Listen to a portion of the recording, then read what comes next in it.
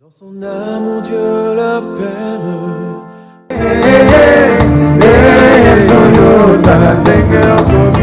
Okomisinga imo beti mololo.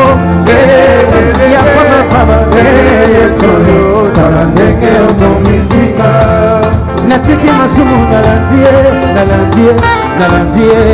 soyo talandenge okomisinga. Natiki koshina nalandie soyo talandenge okomisinga. Okomisinga imo tei na yo. Soyo talandenge okomisinga. Okomisinga ipe mwana na yo. Soyo talandenge okomisinga. Natika bitumba nalanda ye soyo talandenge okomisinga. Natika kuluna nalandie soyo talandenge okomisinga. Okomisinga ipe mwana na yo. Soyo talandenge okomisinga. Okomisinga imosali na yo. Soyo talandenge okomisinga. Natika koshina nalanda ye soyo talandenge okomisinga. Natika bacheka nalandie soyo talandenge okomisinga. Okomisinga ipapa mapasa ye. Soyo talandenge okomisinga. Okosinga inazanga na peteo. Soyo talandenge okomisinga. Okotisinga imololo. Soyo talandenge okomisinga. Otombwama Yesu tombwama na yo. Yesu tombwama na yo. Otombwama Mosatu tombwama na yo. Yesu tombwama na yo. Otombwama Yesu tombwama na yo. Yesu tombwama na yo. Nikola kosana nikola bilelo ya tombwama na yo. Yesu tombwama na yo. Nikola korona nikola na nso shilo tombwama na yo. Yesu tombwama na yo. Nikola bileko nikola mabasi papa tombwama na yo. Yesu tombwama na yo. Yesu tombwama na yo mosanje. Yesu tombwama ndanga na talo. Yesu tombwama ngoma na talo. Yesu tombwama tobeti mololo. Yesu tombwama nikolo na nyoso. Yesu tombwama nikolo bonsasa. Tombwama na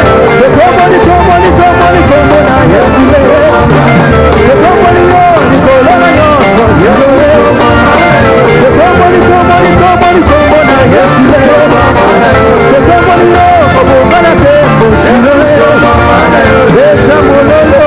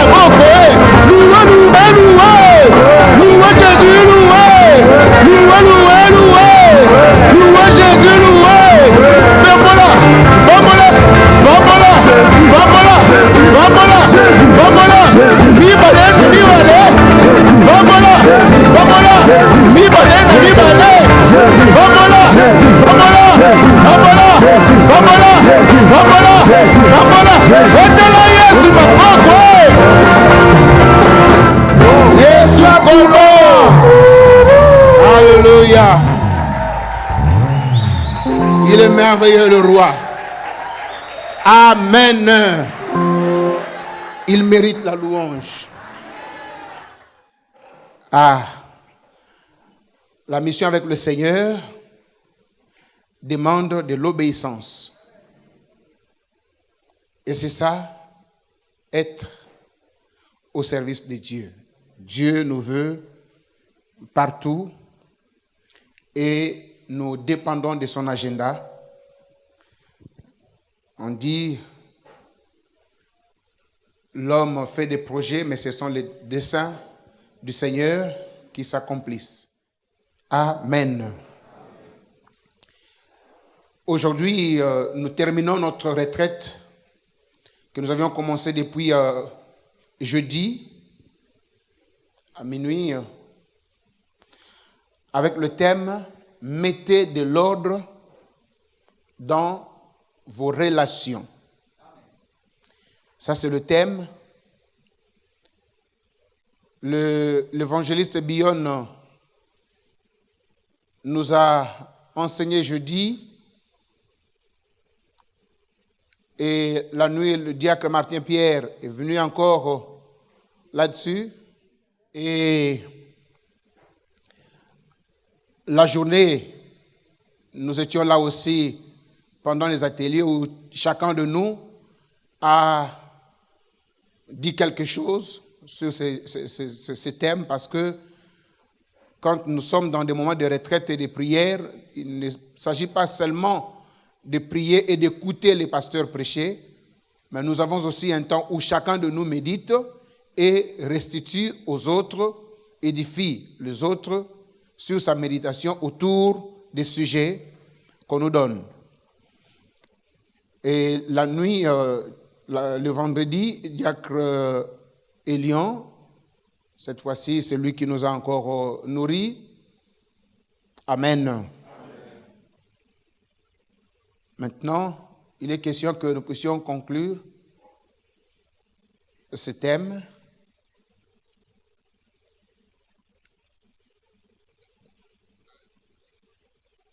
Le thème de la retraite,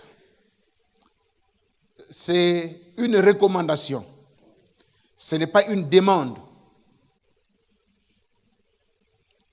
On nous recommande, mettez de l'ordre dans vos relations. C'est un ordre. Mais je pense que chacun de nous a accepté cet ordre du Seigneur. Il est maintenant question de savoir, mais comment le faire? C'est pour cela, moi j'ai intitulé « Mettre de l'ordre dans ses relations ». Mettre de l'ordre dans ses relations. Mettre de l'ordre dans sa relation. Mon exposé va s'articuler sur 3 points essentiels. D'abord, la définition des concepts, l'ordre et relations. Ensuite, nous verrons les différents types ou les différentes natures des relations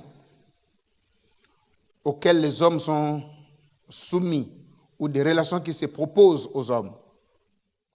Et troisième point, ce sera l'ordre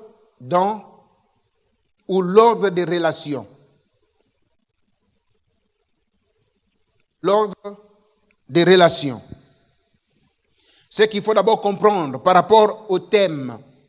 Quand on nous donne cet ordre, mettez de l'ordre dans vos relations, c'est que le constat est amer. Le constat, c'est qu'il y a du désordre dans nos relations.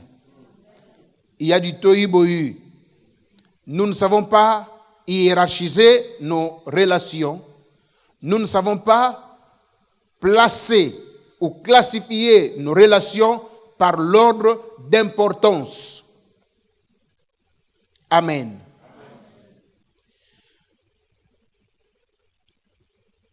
Je nous donne un exemple. J'ai une tenue, une nouvelle tenue, mais avec la même tenue, je dois aller rendre visite ou me faire recevoir par le président de la République. Mais avec la même tenue aussi, le même jour, je dois aller rendre visite à un ami intime, à moi. Maintenant,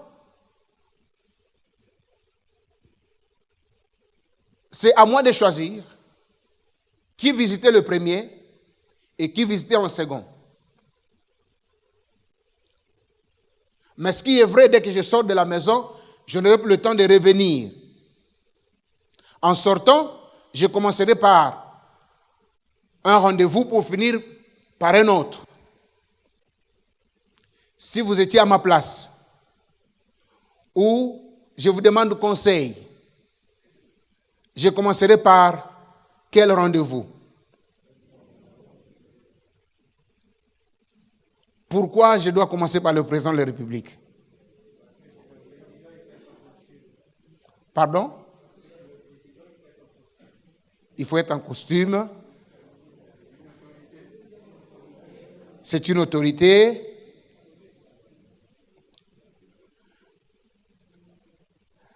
Amen. On peut avoir toutes les raisons, mais ce qui est vrai, selon l'ordre d'importance, je ne peux pas aller chez le président avec un habit qui dégage déjà l'odeur de sueur. Je dois aller frais. Un, c'est pour l'honorer, parce que ça n'arrive pas tout le temps. Et comme on est en Afrique, parfois en sortant de là, je peux sortir avec de quoi changer aussi la vie de mon ami. Vous comprenez, n'est-ce pas? Voilà. Chez mon ami, même si je veux avec des habits qui dégagent l'odeur de la sueur, je peux lui dire, ah mon ami, il comprend, donc c'était compliqué. Il fallait d'abord aller par là. Lui, il va me comprendre. Mais pas le président, parce que le président, avec ses services, dès qu'on me regarde, il dit, non, au fait, le président n'est pas dispo aujourd'hui, pars et puis tu reviendras. Et quand tu pars là, c'est fini. Amen.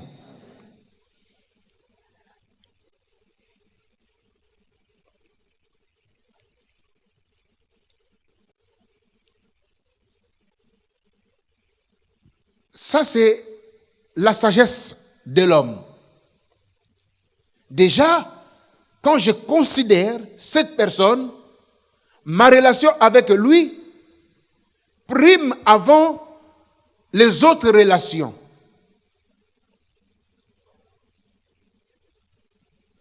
Il y a d'autres personnes auprès de qui on peut s'excuser.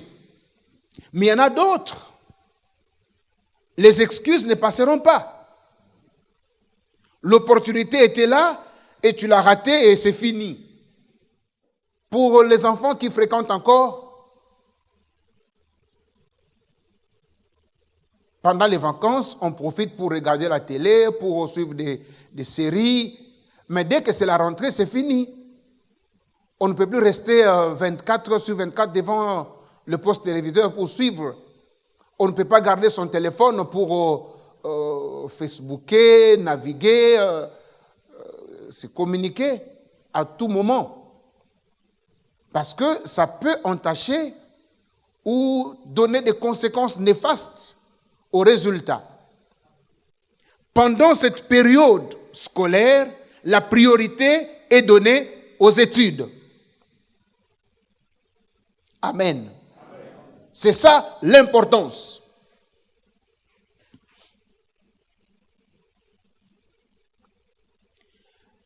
Avoir du désordre dans ses relations, dans son agenda, c'est que la période des vacances où on peut se former, on ne le fait pas, mais à la rentrée, on se dit, bon, je peux aller aux études et faire aussi la formation d'anglais. On se partage. Et du coup, il faut réviser les matières. Il faut aussi aller de l'autre côté là-bas, mais il faut aussi un temps de repos pour remettre le cerveau à niveau ou à jour. C'est pour cela le passage de base de Proverbes chapitre 13, verset 20. La Bible dit que non, celui qui fréquente les sages deviendra sage. Mais celui qui s'entoure avec des insensés s'en trouve mal. Or, la sagesse, c'est cette capacité de savoir agir prudemment.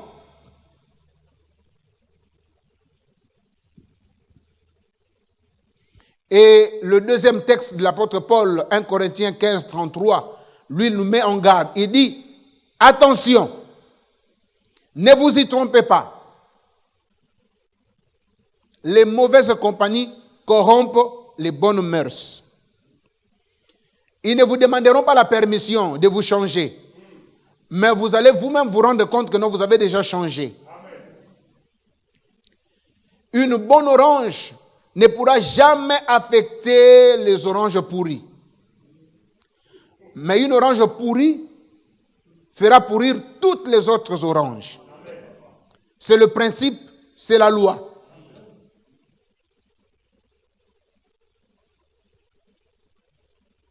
Amen.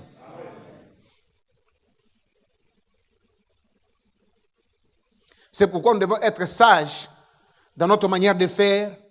Le mal a une dextérité de faire ou de détruire, une capacité de destruction que vous ne pouvez pas imaginer.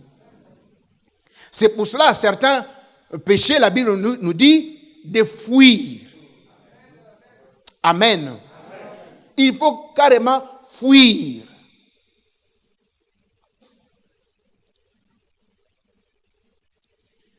Parce que le diable est rusé. Pendant que toi tu réfléchis comment je vais faire pour servir Dieu, le diable réfléchit comment je vais faire pour séduire, pour distraire, pour faire rétrograder ses frères ou cette sœur. Et c'est pourquoi la Bible nous dit, nous ne sommes sans oublier ses desseins. Il a des desseins cyniques et sadiques contre nous. Ça, c'était juste pour planter le décor. Mais définissons ces deux concepts qui constituent la base de notre thème. L'ordre et relation. L'ordre, c'est juste le contraire du désordre. L'ordre, c'est aussi cette capacité de planifier, d'hiérarchiser, par ordre, selon l'importance, selon la nécessité, selon aussi la vitalité. L'ordre, c'est savoir placer chaque chose à sa place. Quand on ne sait pas placer chaque chose à sa place. On n'est pas ordonné, on n'a pas de l'ordre, et c'est simplement du désordre. Quand les habits peuvent se retrouver au salon, c'est qu'il y a du désordre. Parce que les habits ne peuvent pas se retrouver au salon. Il y a une place, un lieu approprié pour ça. Quand on peut voir le balai sur la table, même si vous avez bien décoré la maison, une fois qu'on y entre, on dit, ah, il y a du désordre ici. Amen. Donc, l'ordre, c'est cette capacité de savoir placer chaque chose à sa place. Est-ce que ben kenaku amunu mbote mbote? Ok. Bikanzambi usakumuna benu. Relation. On nous dit que c'est le lien, le rapport entre des choses ou des personnes. Le rapport qu'il y a ou qui existe entre des choses ou des personnes. Il y a un lien, il y a un contact.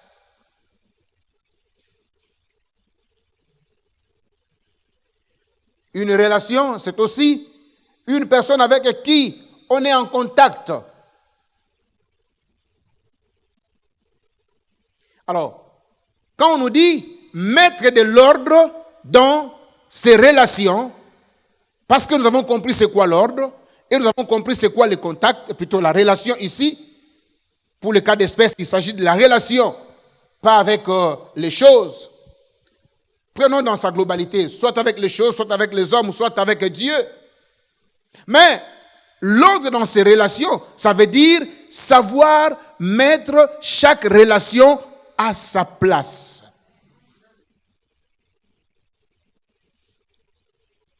De prime abord, nous vivons comme nous vivons. On se dit, bon, moi j'ai de l'ordre dans mes relations. Mais nous verrons que plus d'une fois, nos relations sont entachées de beaucoup d'irrégularités, de beaucoup de désordres. Et voilà pourquoi nous récoltons beaucoup d'échecs dans notre vie chrétienne. Les natures ou les différentes natures des relations. Dans ce point 2, il y a d'abord les relations avec le monde spirituel ou le monde des esprits. Voilà. Les relations avec le monde des esprits. Parce que les hommes n'ont pas que des relations avec des hommes. Ils n'ont pas des relations qu'avec des choses. Il y a aussi des relations avec les esprits. Premièrement, un petit A, la relation avec Dieu. C'est la première des relations qui a existé entre l'homme et Dieu. Qu'est-ce que je veux dire? Dans la vie de l'homme, la première relation que l'homme a expérimentée, c'est sa relation avec Dieu. Voilà.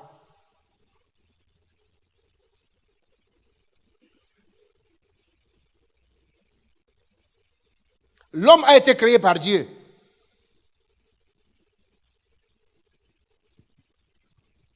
Dieu n'avait pas un moule avec lequel ou dans lequel il avait fabriqué l'homme. L'homme est le produit de l'ingénuité et de la dextérité de main de Dieu pour faire sortir l'homme. Il a créé l'homme, d'abord l'esprit par sa parole et ensuite le corps avec ses mains. Et quand il a joint les deux, la Bible nous dit que non, voici l'homme est devenu une âme vivante. Nous sommes dans Genèse chapitre 2, verset 7.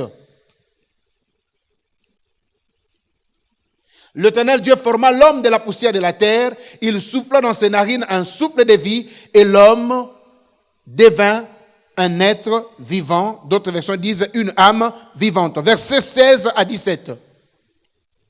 L'Éternel Dieu donna cet ordre à l'homme. Tu pourras manger de tous les arbres du jardin. Mais tu ne mangeras pas de l'arbre de la connaissance du bien et du mal, car le jour où tu en mangeras, tu mourras. Amen. Cet ordre que Dieu donne ici,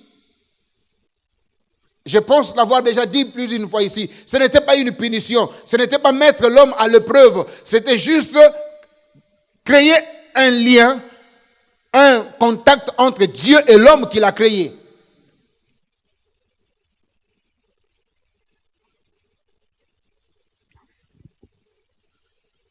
Vous savez, il y a beaucoup de personnes ici dans la salle, nous n'avons de contact que visuel.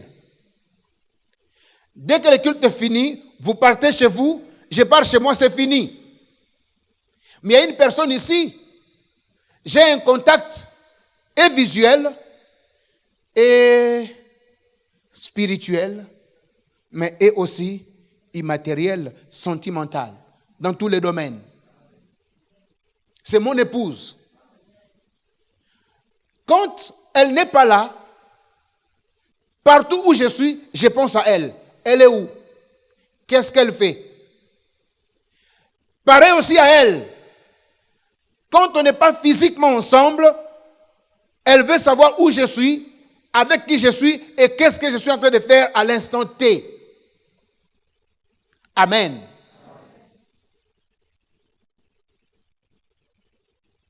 Pourquoi? Parce que je la porte dans mon cœur.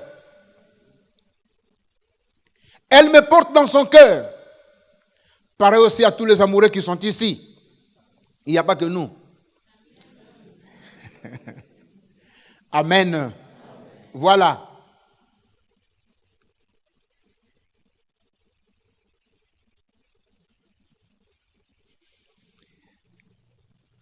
J'enlève mon exemple du côté des mariages. Je prends maintenant dans cette période de fiançailles. Une sœur ici, avec un autre frère, ils se regardaient seulement ou se croisaient ici à l'église en tant que frères et sœurs, comme l'avait bien dit le diacre Léon. Mais un jour, le frère prend son courage, il se dit que non, moi je pense que celle qui pourra être ma femme, c'est cette sœur. Et il arrive, soit il passe par le pasteur ou lui-même il prend son courage. Sœur, voilà mon projet. Est-ce qu'on peut marcher ensemble? Dès ce jour-là, si la sœur accepte, il y a un lien, un contact qui s'est établi, qui n'est plus physique.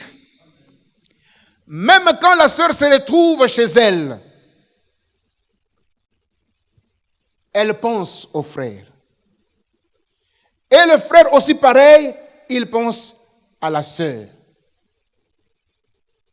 Et des fois, c'est bizarre. Alors que la sœur veut appeler le frère, c'est le frère qui appelle. Oh, mais c'est comme si tu savais. Vous savez pourquoi? Parce qu'on ne se quitte plus. Il y a déjà un contact qui est établi.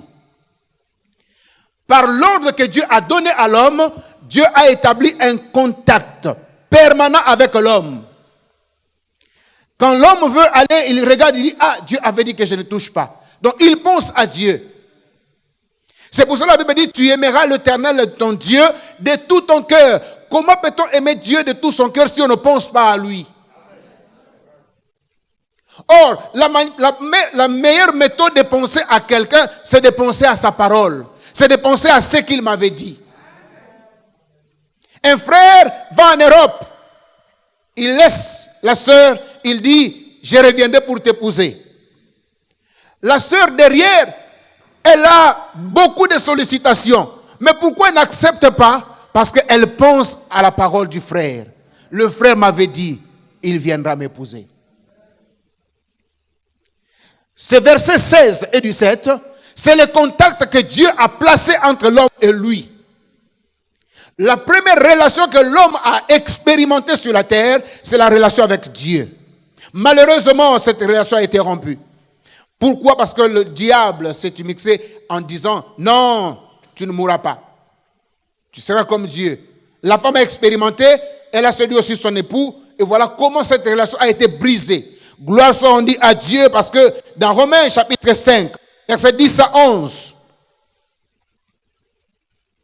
Romains chapitre 5, verset 10 à 11, car si lorsque nous étions ennemis, nous avons été réconciliés avec Dieu par la mort de son Fils, à plus forte raison étant réconciliés, serons-nous sauvés par sa vie. Et non seulement cela, mais encore, nous nous glorifions en Dieu par notre Seigneur Jésus-Christ, par qui maintenant nous avons obtenu quoi? La réconciliation. Quand on est en Christ, la réconciliation avec Dieu s'établit. Cette relation qui était rompue est rétablie. Est-ce qu'il y a des hommes et des femmes qui ont des relations avec Dieu ici? Vous êtes heureux, car vous avez la relation avec la personne qu'il fallait avoir la relation avec lui.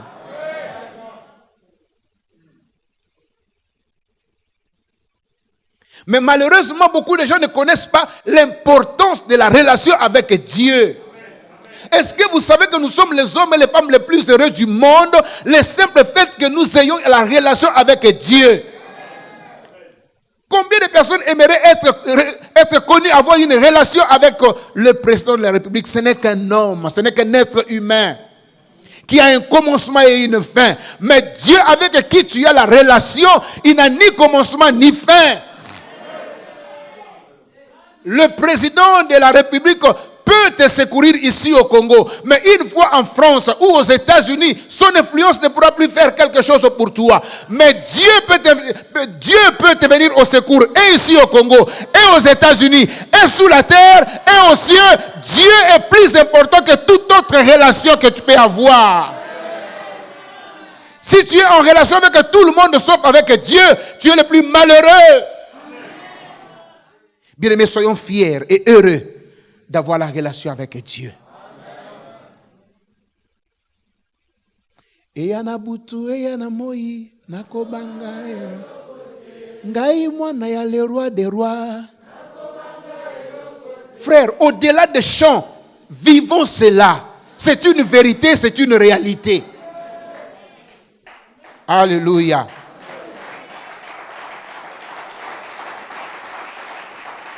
Mais malheureusement, il n'y a pas que les hommes sur la terre qui normalement devaient avoir la relation avec Dieu, mais il y en a d'autres qui ont des relations avec d'autres esprits.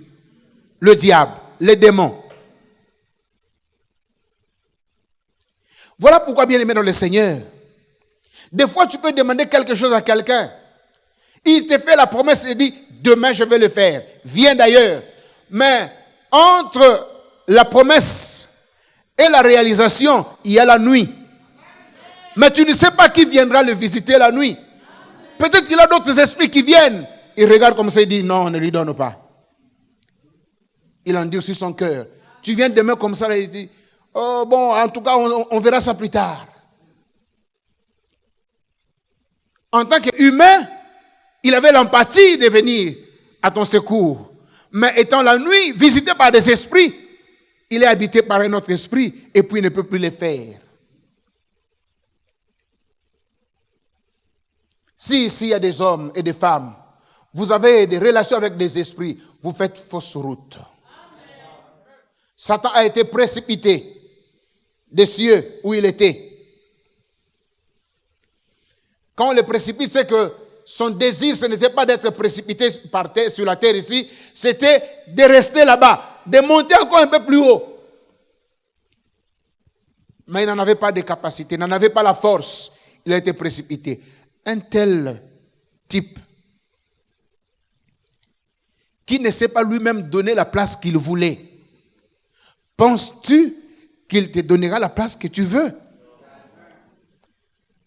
Tu me diras, mais oui, pasteur, il y a des hommes ici qui sont élevés, Satan fait ceci, Satan fait ça. Ce n'est qu'un mirage.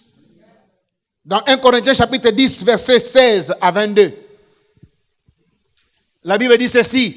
La coupe de bénédiction que nous bénissons n'est-elle pas la communion au sang de Christ? Le pain que nous rompons n'est-il pas la communion au corps de Christ? Puisqu'il y a un seul pain, nous qui sommes plusieurs, nous formons un seul corps, car nous participons tous à un même pain.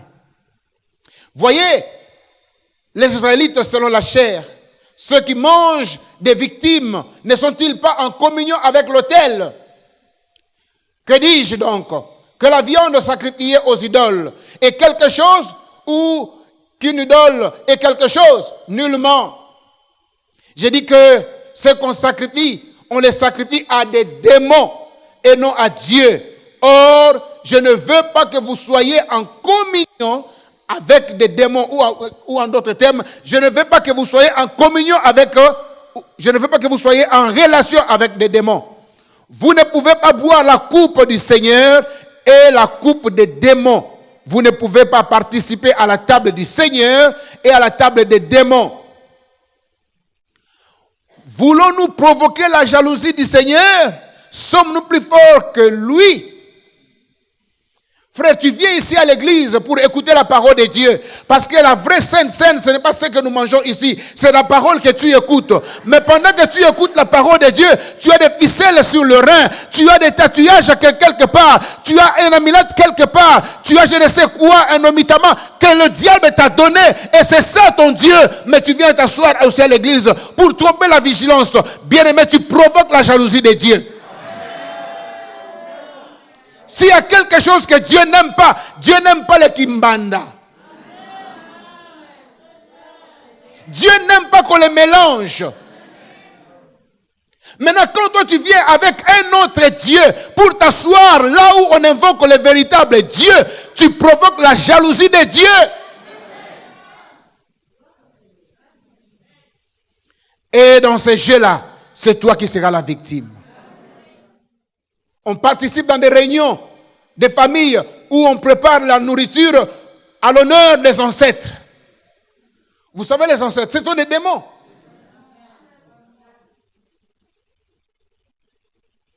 Oh, comme nous sommes là, nos ancêtres aussi sont là avec nous. Non, ils sont là avec vous, pas avec nous. Nous sommes avec le Saint-Esprit.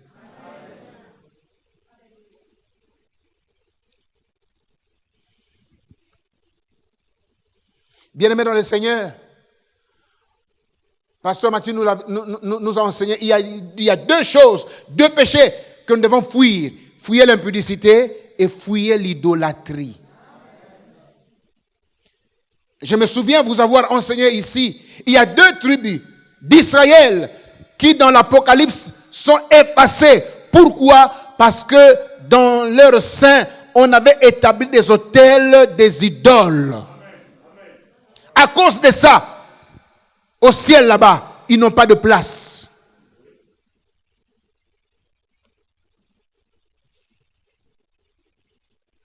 Que celui qui s'est bagarré, il a péché. Mais celui qui est allé voir un féticheur, celui qui fétiche, il a aussi péché. Mais ce n'est pas le même péché. L'autre excite la jalousie de Dieu. L'autre provoque la colère de Dieu. Je préfère encore Dieu dans sa colère qu'un Dieu excité dans sa jalousie. Frère, mieux vaut avoir le problème avec un homme qui est dans un état de colère. Il peut s'excuser après, quand la colère passera. Mais pas un homme jaloux. Vous connaissez, non? Tu rentres dans le carré, son dernier carré. Tous les dégâts qu'il peut faire, il ne pourra jamais s'excuser. À part la relation avec le monde des esprits, nous avons les relations humaines. Les relations humaines. Ce que je suis en train de nous dire ici, c'est aussi valable dans la vie pratique courante que dans la vie chrétienne ou spirituelle. Dans les relations humaines, nous avons des relations parentales ou familiales. À part des relations parentales ou familiales, nous avons des relations aussi amicales. Des relations amicales. Une relation parentale, le diacre nous a dit, c'est une relation imposée. Tu ne les choisis pas. On ne choisit pas son père, on ne choisit pas sa mère, on ne choisit pas ses frères, on ne choisit pas ses cousins, on ne choisit pas ses sœurs.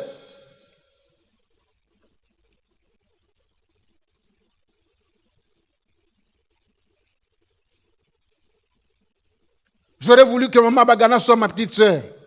Bon, ce n'est pas arrivé. Elle est allée naître dans une autre famille. Amen. Est-ce que ça peut même se dire? Ça ne peut même pas se dire.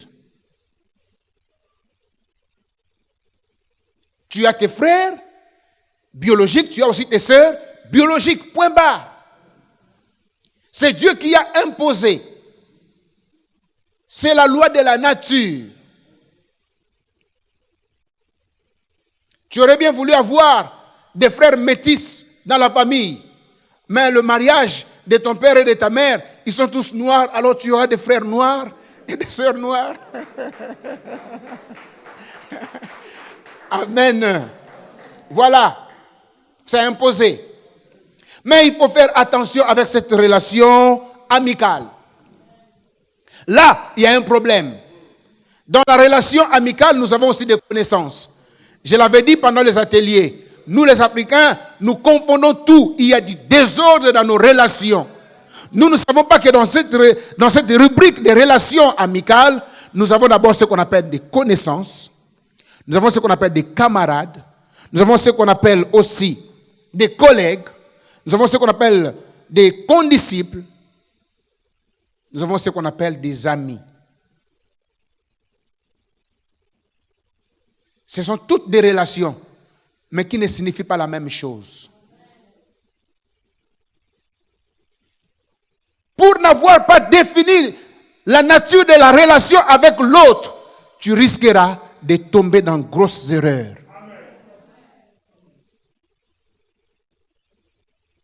Les choses normalement qu'on peut se dire entre amis intimes, toi tu les dis à une connaissance.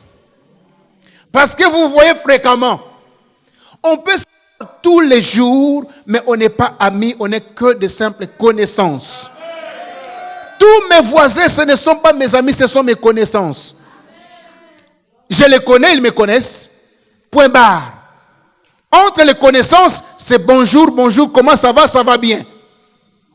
Point barre. Ils sont éprouvés, je vais aller m'asseoir, compatir avec eux. Parce que dans le malheur, on n'invite pas les gens. Mais quand tu auras la fête, ce n'est pas parce que j'étais allé compatir à leur malheur qu'il faut obligatoirement qu'on m'invite. Non! On n'invite pas des connaissances. On invite des amis, des parents, des intimes. Et on a des problèmes comme ça au quartier. Pourquoi? Quand ils fêtent, ils n'invitent pas des gens. Mais comment tu veux qu'on t'invite? Vous n'êtes pas des amis, vous n'êtes pas des parents.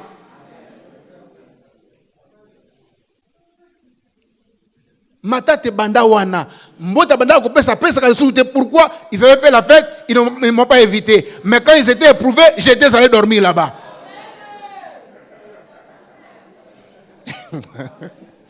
Ah. Est-ce que tu peux dire Nkolo Sungabiso?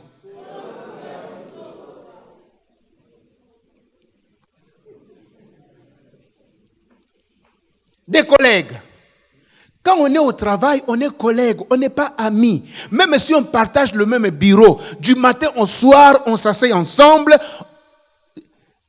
les sujets doivent être professionnels. Sans transition, 6 mois de boulot ensemble. Où est la famille nangai?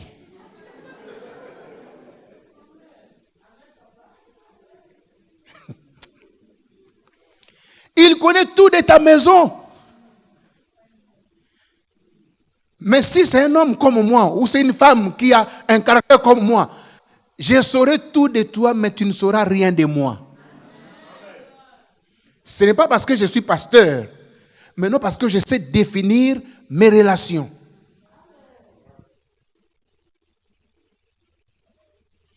Et attention avec les gens qui viennent avec étaler leur vie de la maison. Ils te provoquent pour que toi aussi tu dises quelque chose. Reste calme. C'est vrai. Oh, vraiment. Ah, pitié. Là, il se dit, ah, ok. Il étale. Il attend maintenant que toi tu dises. Tu changes de sujet. Tu abordes le sujet de la nature de vos relations. Si c'est professionnel, alors on parle du boulot. Jésus avait 12 disciples. J'ai lu la Bible, il est allé seulement une seule fois dans la maison de Pierre. Et vous savez pourquoi? Parce que la belle-mère de Pierre était malade. Mais il était vraiment plus proche des gens. Il n'a jamais été dans la maison des gens.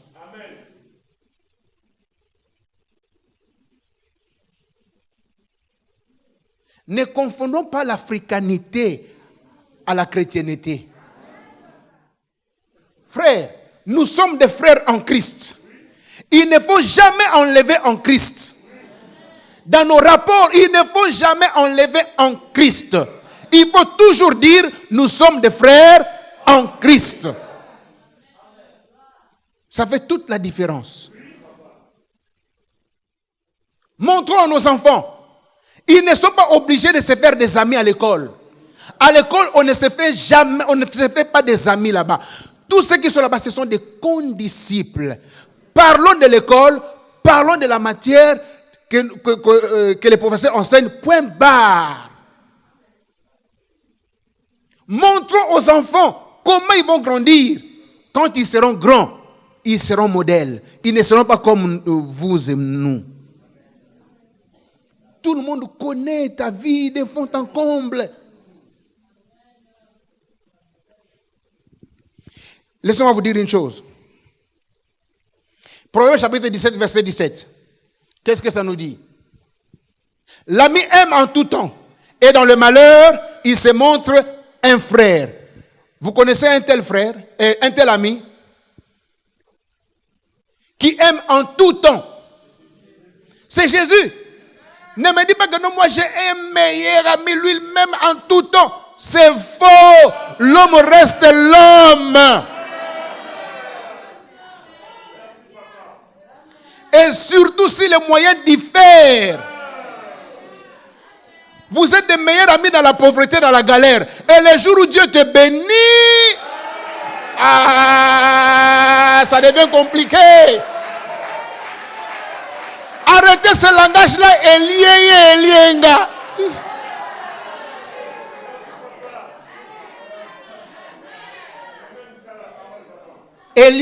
Elieyo. Mukolo pa kolia. Kolo ba pété. Po Elieyo lié. Mukolo kolia pe wana. Kolo bate.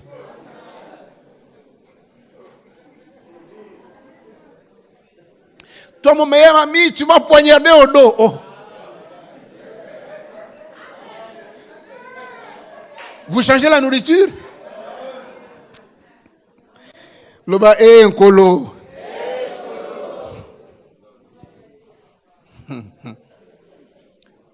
Dans les partis politiques, on n'a que des camarades là-bas. Le camarade du parti, ce n'est pas mon frère, ce n'est pas mon ami. Nous parlerons de partis politiques, nous parlerons de la politique, point barre. Écoutez, une mise au point. Je ne dis pas qu'il ne faut pas parler de tes souffrances à ton frère en Christ. Une situation que tu traverses, un moment difficile que tu traverses, parle à ton frère en Christ, mais avec l'intention qu'il te soutienne dans la prière ou avec la parole de Dieu. S'il peut, il peut aussi te soutenir financièrement. Ce n'est pas un problème. Mais ce que nous ne voulons pas ici, que ça soit une amitié où tu dis de ta vie à l'occasion de rien.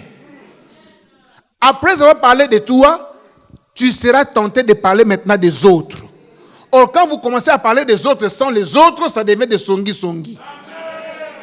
Or, les songi-songi parmi les enfants de Dieu, c'est un péché. Vraiment, tu payes les transports pour quitter chez toi, aller pécher chez ton frère. Gratuitement comme ça. Amen.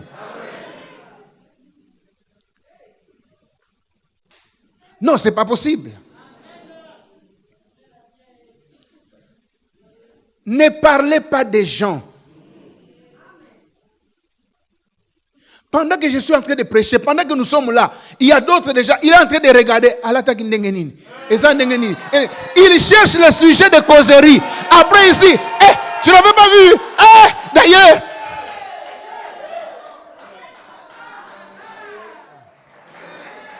Lisons Jean chapitre 15, versets 13 à 16. Jésus qui a mis tout le temps, tous les jours, il était avec ses disciples. Vous savez, quand est-ce qu'il va leur dire que je suis votre ami? Il n'y a pas de plus grand amour que de donner sa vie pour ses amis. Quel est cet ami qui peut donner sa vie pour toi? Dis-le-moi.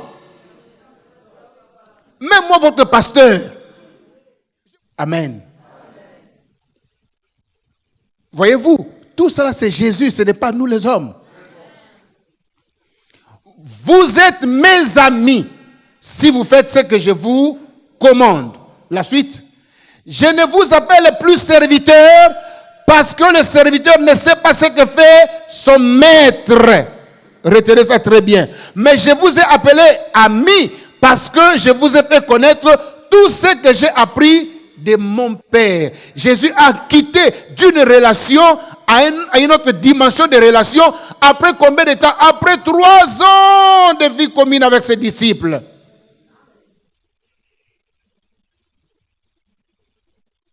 J'ai dit, avant d'être un ami à quelqu'un, rassure-toi qu'à part toi, il n'a pas d'autres amis. Il n'y a que toi, son unique ami.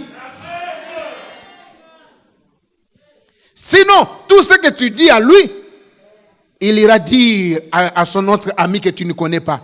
Or, son autre ami que tu ne connais pas est l'ennemi de...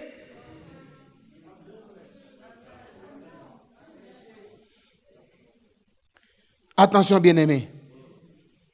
Maintenant, lisons le Proverbe chapitre 18, verset 24. Que dit la Bible? Celui qui a beaucoup d'amis, il les a pour son bonheur. Mais il est tel ami plus attaché qu'un frère. Hein? C'est où le malheur? Celui qui a beaucoup d'amis, il les a pour son bonheur. Mais il est tel ami plus attaché qu'un frère. C'est ça, le malheur se trouve. Malheur. Au milieu.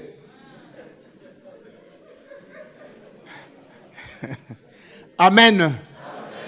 Celui qui a beaucoup d'amis, il les a pour son quoi? Toi qui fais de tout le monde tes amis. Ma copa. Tu les as pour ton malheur. Après, tu viendras me voir. C'est quand ça barde que tu prends la décision. Papa n'a préféré être un mokoboy. Pourquoi tout ce temps tu n'étais pas resté seul?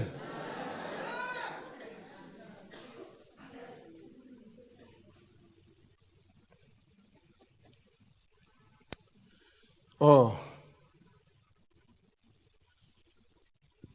Il y a un tel ami qui, au malheur, il devient un frère. Ce n'est que Jésus, qui est à la fois notre frère, mais aussi notre ami.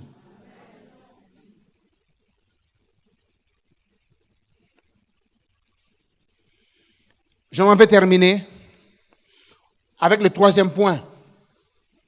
Plaise au Seigneur que je finisse tout. L'ordre des relations. Premièrement, dans ta vie. Dans ta vie. Ça, c'est vraiment à retenir. Dans ta vie, c'est d'abord Dieu. Le reste après. Dans ta vie, je reprends bien, c'est d'abord qui? Ta femme. Ton mari. Ton fils unique.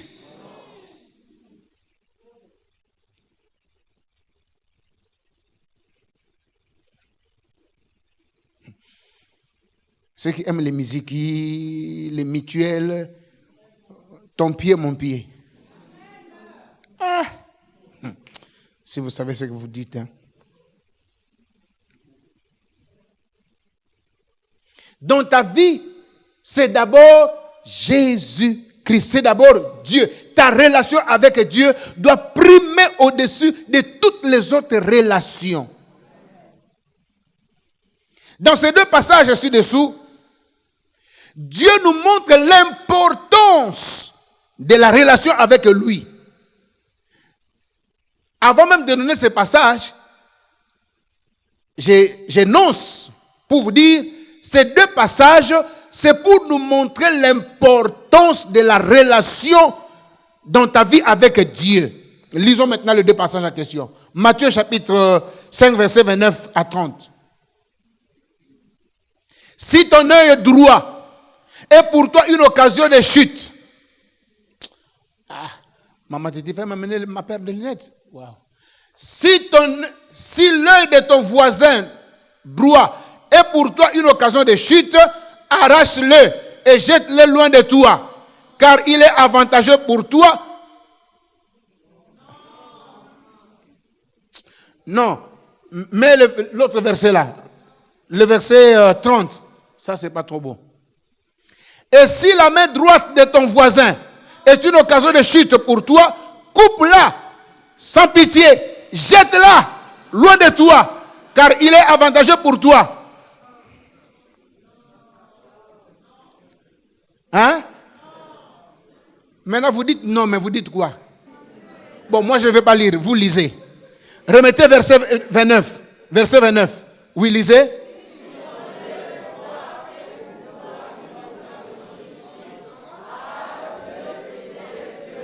L'œil que tu vas arracher là, c'est l'œil de qui? Quoi? Donc moi-même, je dois m'arracher l'œil. Ah! Est-ce que vous voyez? Dieu, pour ma relation avec lui, il dit, s'il faut même que je m'arrache l'œil, que je n'hésite pas. Si je peux m'arracher l'œil, c'est toi que j'aurais pitié d'arracher?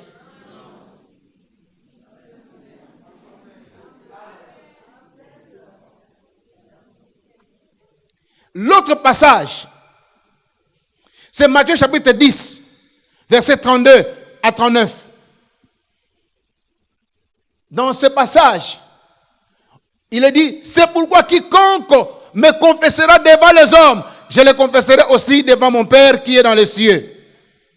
Mais à la fin, il dit plus loin, il dit, ne croyez pas que je sois venu apporter la paix.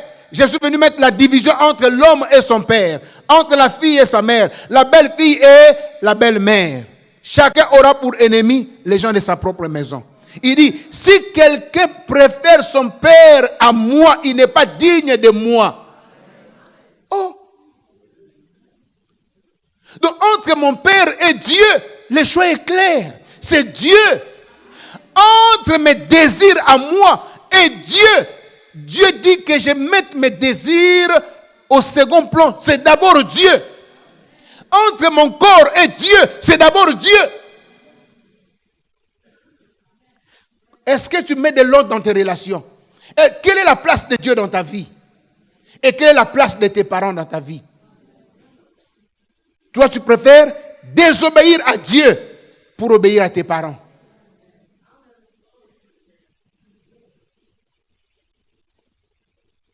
Et vous avez aussi des versets. Hein?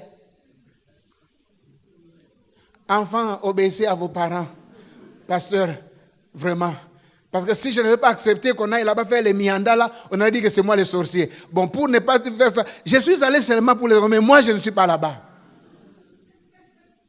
Es-tu plus fort que Dieu pour exciter sa jalousie, pour participer à la table et des démons et de Dieu? Ta relation avec Dieu est plus importante que toutes les autres relations. David, alors qu'il était au zénith de ses prouesses, dans 1 Samuel, chapitre 23, versets 1 à 5, on nous dit que, on vient lui dire, oh, les Philistins ont attaqué Keïla. David a dit, je dois consulter le Seigneur. Il a consulté Dieu. Ses propres hommes, ses serviteurs, les guerriers, ils sont venus le dire, oh David, si on n'a même pas peur de Juda, on est prêt à se battre. C'est seulement pour les Philistins. Engage-toi, on y va, nous sommes avec toi. David a dit, ce n'est pas vous qui allez faire en sorte que je sois debout. Il alla consulter à nouveau Dieu. Quand Dieu lui dit, lève-toi, j'ai livré les Philistins entre tes mains. Bien-aimé, ça m'a fait réfléchir. D'abord, David pose la question à Dieu. Irai-je? Dieu lui dit, va, tu battras les Philistins. David ne s'est pas levé. Malgré que Dieu lui a dit. La deuxième fois, quand il va consulter Dieu, Dieu lui dit, lève-toi, j'ai livré les Philistins entre tes mains. C'est là où il s'est levé. Bien-aimé, si Dieu ne t'a pas encore livré ton ennemi, même si tu vas au nom de Jésus, tu vas perdre. Parce que c'est lui d'abord qui doit ligoter l'homme fort et toi tu viens récolter la victoire. Rassure-toi que tu es avec Dieu. Ne va pas avec les acclamations des hommes. Ne va pas avec les commentaires des hommes. Oh, yo tout la côte to yebi ke ko simaka ke ko simaka ko zo kende ko bazo ko accompagner na libulu.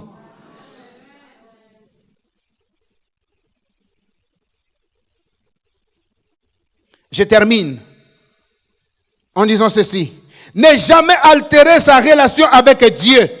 Pour quoi que ce soit ou pour qui que ce soit. Car les biens de ce monde te serviront que du vivant de ta chair sur la terre. Les hommes t'accompagneront jusqu'à ta tombe. Seule ta relation avec Dieu continuera jusqu'à l'éternité, même dans l'au-delà.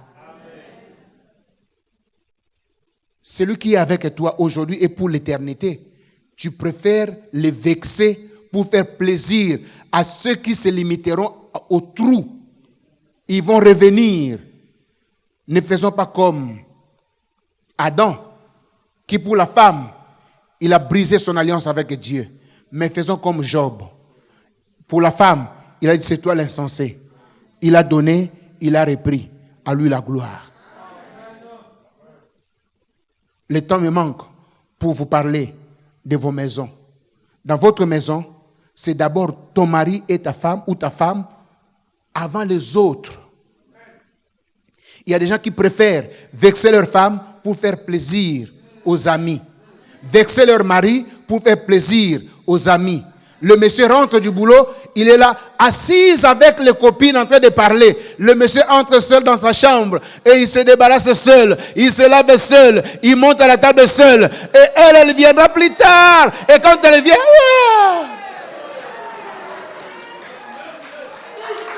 Bakoboto la yoye.